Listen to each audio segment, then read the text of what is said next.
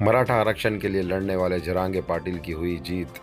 देखिए देवेंद्र फडणवीस की पहली प्रतिक्रिया लोक भारत टीवी और मेरा महाराष्ट्र लाइव चैनल पर। अगर आप हमारे चैनल पर नए हैं तो सब्सक्राइब, लाइक, शेयर करना ना भूलें। देखते रहे आपका पसंदीदा चैनल लोक भारत टीवी मेरा महाराष्ट्र लाइव।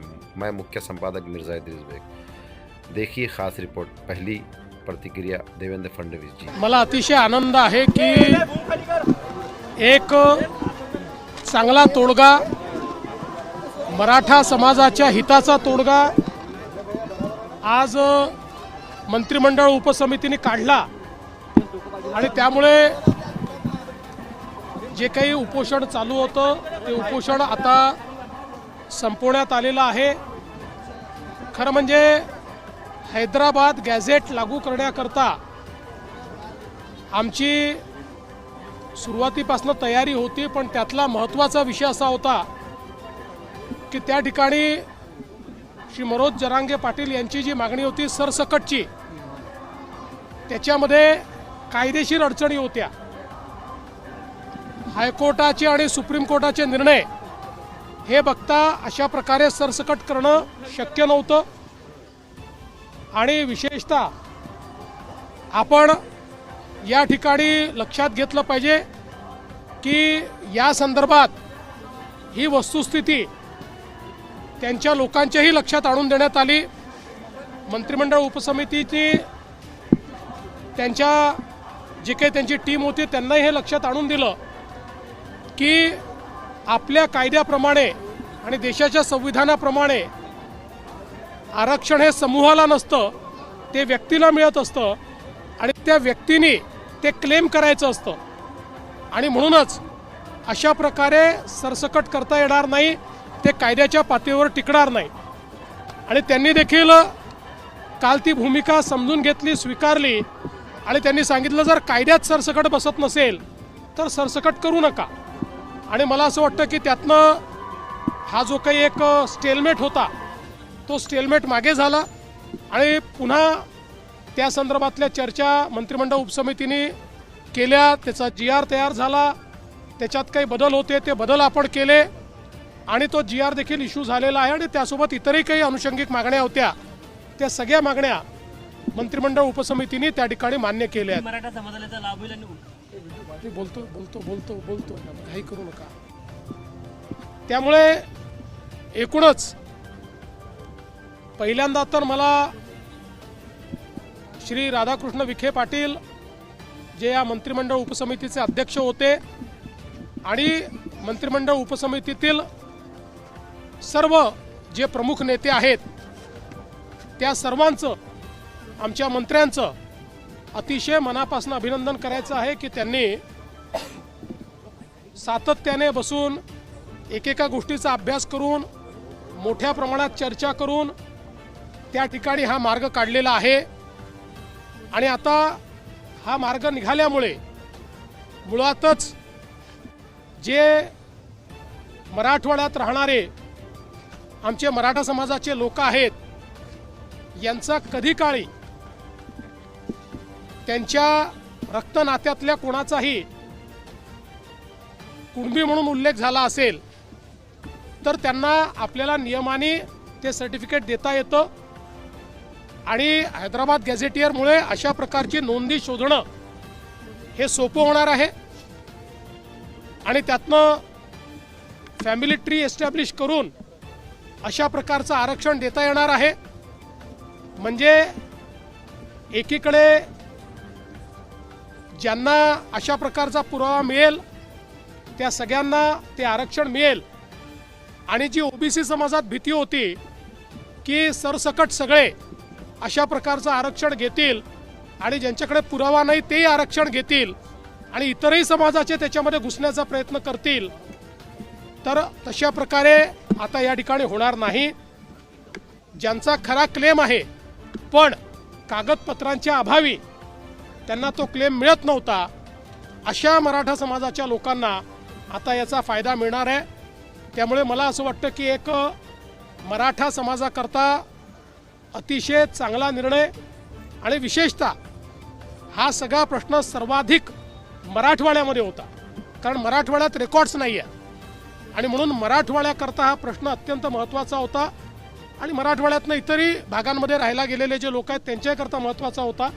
मला असं वाटतं की त्याच्यावर एक संवैधानिक तोडगा आम्ही काढू शकलो आहोत. एक असा तोडगा काढू शकलो आहोत की जो कोर्टातही टिकेल आणि त्यातनं लोकांना फायदा होईल. आणि म्हणून मला असं वाटतं की मी स्वतःही मंत्रिमंडळ उपसमितीच्या कामावर समाधानी आहे. त्यांनी उत्तम काम या ठिकाणी केलेलं आहे. मी त्यांचं अभिनंदन करतो. आणि या सगळ्याच्या दरम्यान थोडा मुंबईकरांना त्रास सहन करावा लागला. खरं म्हणजे त्या संदर्भात मुंबईकरांची दिलगिरी देखील मी व्यक्त करतो की जो काही त्रास त्यांना सहन करावा लागला आहे. पण मला असं वाटतं की शेवटी एक चांगला निर्णय या ठिकाणी आपण घेतला आहे. लक्ष ठेवून तुम्ही होता, रात्रंदिवस त्या ठिकाणी तुम्ही होता, लक्ष ठेवून GR वेळेवरती आले आणि पूर्णपणे व्यवस्थित सगळं झालं. आणि तुमच्या नावानं पुन्हा एकदा सांगणार, तुमच्या नावानं झालं की मराठा समाजाला तुम्हीच न्याय देण्याचा प्रयत्न केला आणि सोशल मीडियावर सुद्धा तुमच्या नावानं हे येत आहेत की तुमच्याच हस्ते हे झालं आहे. बघा, मी एक गोष्ट सांगतो की सातत्याने राजकारणामध्ये टीकाही सहन करावी लागते आणि लोक तुमचं स्वागत देखील करतात. जेव्हा टीका झाली त्याही वेळेस मी विचलित झालो नाही, कारण माझ्यासमोर एकच ध्येय होतं की समाजाला न्याय द्यायचा आहे. आणि तो न्याय देताना दोन समाज एकमेकासमोर येणार नाहीत, दोन समाजामध्ये तेढ निर्माण होणार नाही, दोन समाजामध्ये याला दिलं म्हणून त्याच्यात अन्यायाची भावना तयार होणार नाही. अशा प्रकारचा निर्णय आपल्याला करावा लागेल, कायदेशीर निर्णय करावा लागेल. आणि म्हणून या संदर्भात जे जे काही कायदेशीर आहे त्याचा सगळा अभ्यास करून आम्ही हा निर्णय घेतलेला आहे. याचं श्रेय हे आमच्या मंत्रिमंडळ उपसमितीला आपण दिलं पाहिजे की ज्यांनी खूप चांगलं काम याच्यामध्ये केलेलं आहे, ज्यांनी खूप मेहनत याच्यामध्ये केलेली आहे आणि पुढेही ही समिती सातत्याने समाजाकरता काम करेल. मी एक गोष्ट आपल्याला निश्चितपणे सांगतो, मला दोष दिले, शिव्या दिल्या तरीही मी समाजाकरता काम कालही करत होतो, आजही करतो, उद्याही करत राहील. मराठा समाज असो, OBC समाज असो, महाराष्ट्रातला कुठलाही समाज असो, प्रत्येक समाजाकरता काम करणं हे माझं मी कर्तव्य समजतो. त्या कर्तव्यात कधी शिव्या मिळतात, कधी तुम्हाला फुलांचे हार देखील मिळतात.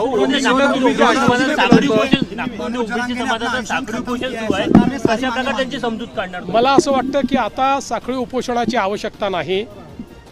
जो काही OBC समाजामध्ये एक समज तयार झाला होता की त्यांचं आरक्षण काढून दुसऱ्या कोणाला तरी देण्याचा प्रयत्न होणार आहे, असं कुठेही झालेलं नाही. त्यामुळे मला असं वाटतं की आता OBC समाजाने देखील या संदर्भात आता सगळी आंदोलनं ही परत घेतली पाहिजेत.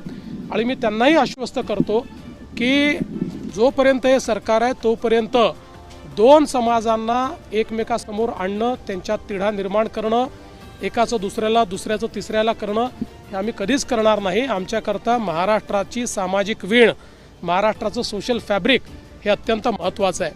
या निमित्ताने मी खरं म्हणजे माझे जे सहकारी आहेत दोन्ही उपमुख्यमंत्री माननीय श्री एकनाथराव शिंदेजी आणि माननीय श्री अजित पवारजी यांचेही आभार मानतो. कारण ज्यावेळेस आम्ही या संदर्भातले निर्णय घेतले त्यावेळेस त्या निर्णयामध्ये हे दोघंही पूर्णपणे माझ्या पाठीशी होते. त्यांनी पूर्ण समर्थन या संदर्भात आम्ही तिघांनी या मंत्रिमंडळ उपसमितीला दिलं होतं. त्यामुळे त्यांचे मी आभार मानतो. आणि विशेषतः पोलीस प्रशासन असेल, महानगरपालिका प्रशासन असेल, याच्यावर खूप ताण पडला, भरपूर अडचणी त्याच्यामध्ये तयार झाल्यात. पण मला असं वाटतं की आता तोही ताण दूर झालेला आहे. माननीय उच्च न्यायालयाने देखील काही नाराजी व्यक्त केलेली आहे. सरकारच्या बद्दलही त्यांनी काही आम्हालाही सूचना केलेल्या आहेत. तर आम्हाला ज्या सूचना केल्या आहेत त्याचं आम्ही तंतोतंत पालन करू. आंदोलन करण्याची गरज पडणार नाही का? मराठा समाजाचा जे काही आरक्षणाचा प्रश्न होता तो सुटलेला का? आधी 10% आता त्यांची मागणी नाही. मला असं वाटतं की आता कोण काय करणार याच्याबद्दल तर मी बोलू शकत नाही. पण जे काही प्रश्न आहेत ते प्रश्न सोडवण्याचा आमचा प्रयत्न आहे. मराठा समाजाला जे जे देता येतील ते आम्ही यापूर्वी दिलं आहे. आपल्याला कल्पना आहे, मी मुख्यमंत्री असताना पहिल्यांदा आपण आरक्षण दिलं, त्यानंतर मग त्याच्यामध्ये ते हायकोर्टात टिकलं, सुप्रीम कोर्टात टिकू शकलं नाही. परत शिंदेसाहेब मुख्यमंत्री झाले तर आपण त्या ठिकाणी आरक्षण दिलेलं आहे. आपण आपल्याला कल्पना आहे की अण्णासाहेब पाटील आर्थिक विकास महामंडळ हे आपण सक्षम केलं आणि श्री नरेंद्र अण्णासाहेब पाटील यांना अध्यक्ष केलं. त्यांच्या नेतृत्वामध्ये 1.5 लाख मराठा तरुणांना आपण उद्योजक केले आहे. ते नोकरी मागणारे नाही, नोकरी देणारे झालेले आहेत. आपण सारथीची निर्मिती केली. सारथीमुळे आज IAS IPS किंवा MPSC मध्ये किंवा सगळ्या स्पर्धा परीक्षांमध्ये मराठा समाजाचा टक्का त्या ठिकाणी आपण वाढवलेला आहे. त्यांना चांगली त्या ठिकाणी एक प्रकारे वाव मिळतो आहे. शिक्षणामध्ये आपण शिष्यवृत्तीची योजना सुरू केल्यामुळे उच्च शिक्षण सोपं झालेलं आहे. राहण्याची व्यवस्था, खाण्याची व्यवस्था व्हावी म्हणून निर्वाह भत्ता आपण पंजाबराव देशमुख निर्वाह भत्ता योजना सुरू केली. त्यामुळे तीही अडचण आपण दूर केलेली आहे. आणि यासोबत जी चांगली मुलं आहेत, ज्यांना परदेशात शिकण्याची इच्छा आहे, चांगले मार्क आहेत, पण पैसे नाही म्हणून शिकू शकत नाही, त्यांच्या परदेशी शिष्यवृत्तीची योजना देखील आपणच सुरू केलेली आहे. त्यामुळे मला असं वाटतं की ज्यावेळी मराठा समाजाच्या हिताचे निर्णय घेण्याची वेळ आली त्यावेळेस आम्हीच ते निर्णय घेतलेत, हे मात्र मी अधोरेखित करू इच्छितो. उपोषण सोडलेलं आहे, रसद कोण पुरवणार असं तुम्हाला माहिती होतं, असं बोलला होता, त्याचा खुलासा आता योग्य वेळी खुलासा. मला असं वाटतं की जेव्हा चांगल्या गोष्टी घडतात त्यावेळी आपण फार आता त्याच्यात खोलात जाऊ नये. आणि सगळ्या गोष्टी तुम्हाला माहिती असतात, जाऊ दे. मनोज जरांगे ने अनशन खत्म किया है, सरकार ने मांगे मराठा आरक्षण. देखिए, मुझे इस बात की खुशी है कि आज ये अनशन यहाँ समाप्त हुआ है. और विशेष रूप से मैं बधाई देना चाहता हूँ हमारी कैबिनेट सब कमेटी को, जिन्होंने इसके ऊपर बहुत अच्छा कार्य किया. और मेरे दोनों साथी उप मुख्यमंत्री एकनाथ शिंदे जी और उप मुख्यमंत्री अजित पवार जी, इनको भी मैं धन्यवाद देना चाहूँगा कि उन्होंने भी इसमें पूरी मदद हमको की है. और हम लोगों ने इसमें से मार्ग निकाला है.